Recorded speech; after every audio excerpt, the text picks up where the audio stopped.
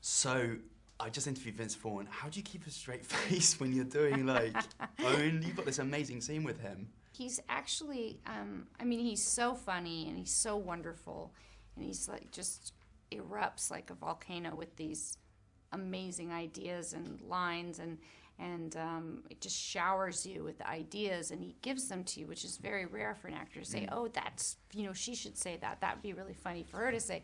You don't really get that a lot. But, you know, when it calls for anything serious or for me to do something that, you know, is challenging, he's totally there for you as an actor. He doesn't distract you. He's completely respectful, and he's just truly one of the most wonderful guys. He's sort of the king of Chicago, so he was a great host, and he was a great producer. He made everyone feel so good, Yeah. and I learned so much from him. I could gush about him forever, basically. How about you? I mean, it's great. You've got 2 big releases out.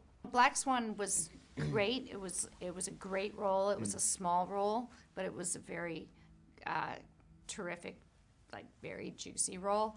But you know, certainly didn't require the training and the, you know, everything that Natalie so beautifully, you know, did, and so rigorously did. And then to go from that, which was very challenging, to this, which was very challenging in its own way, because I think there's a lot of layers to Geneva, and you know, she's really got, you know, I have a lot of empathy for her and her situation, and I do think that you do see at the end that her marriage is crumbling, and she was really trying to hold on to it and does really love her husband, but he's just not, you know, he's got his vices and she's got hers, and so instead of drinking or doing drugs or staying in bed all day, she has this affair, which, you know, is a mistake, but, you know, that's sometimes what happens when people are being shut out.